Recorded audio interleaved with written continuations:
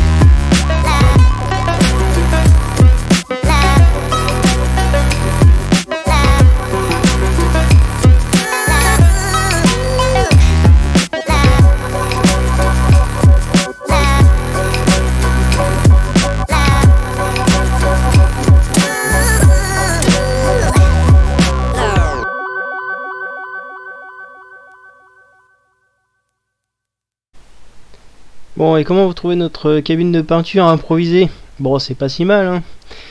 Bon, du coup, par contre, on va mettre la base à l'extérieur sur la caisse. Mais étant donné qu'il fait un peu trop chaud et que du coup ils annoncent des orages, en fait on va s'arrêter à la base cette journée-là, et du coup on va recamoufler par la suite la voiture pour pouvoir vernir à l'intérieur cette fois de notre cabine improvisée, pour être sûr qu'il n'y ait pas voilà, qu'il y ait pas trop de bestioles qui viennent se coller dessus, qu'il n'y ait pas de la pluie qui vienne à tomber dessus, et tout ça quoi.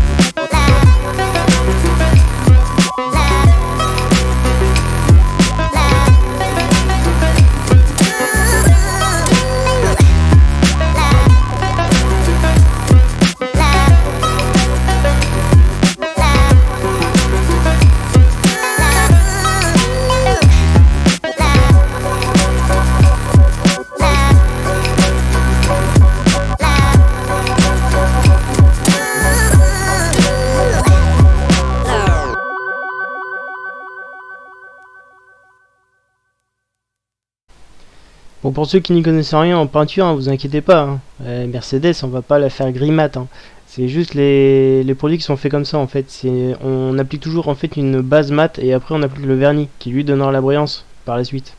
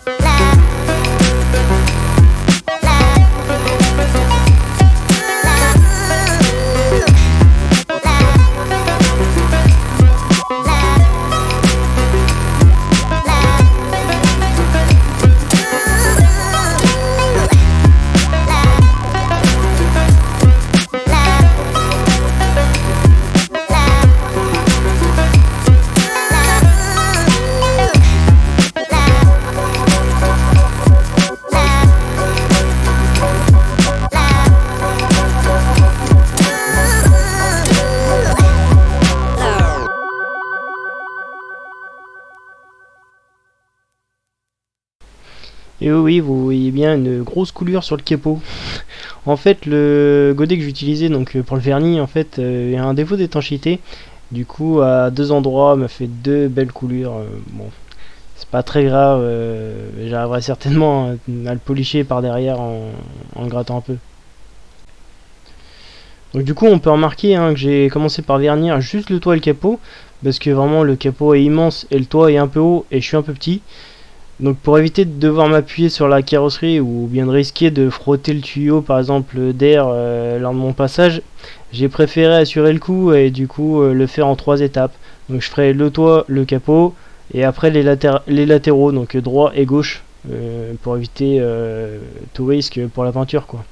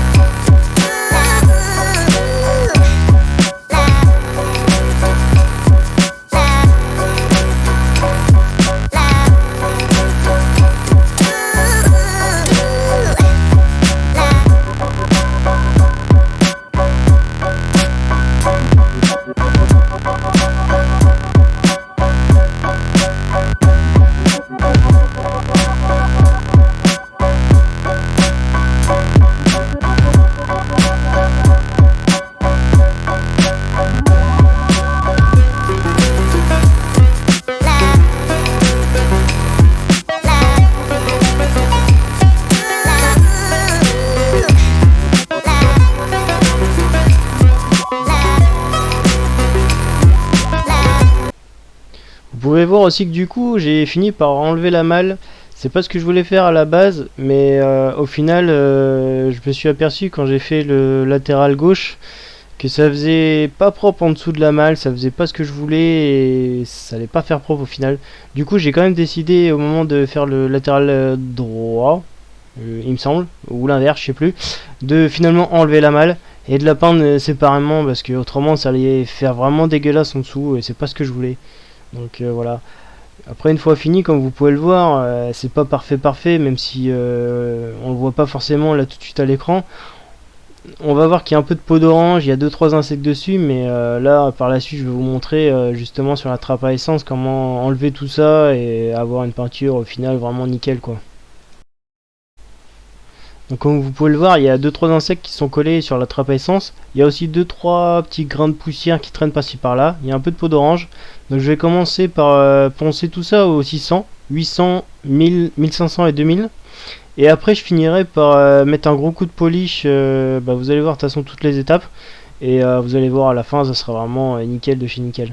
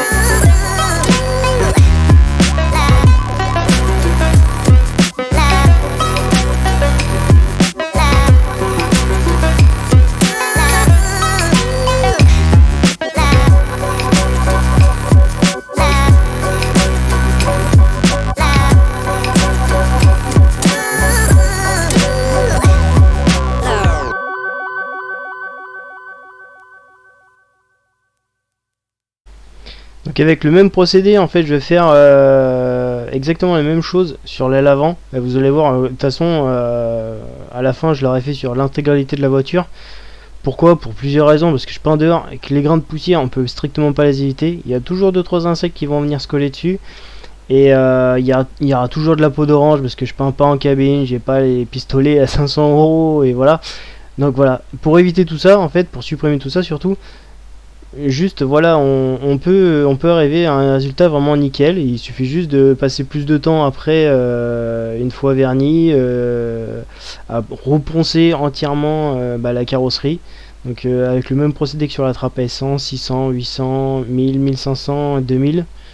Le 600 après ça dépend, sur certains endroits on n'est pas forcément obligé de descendre aussi bas.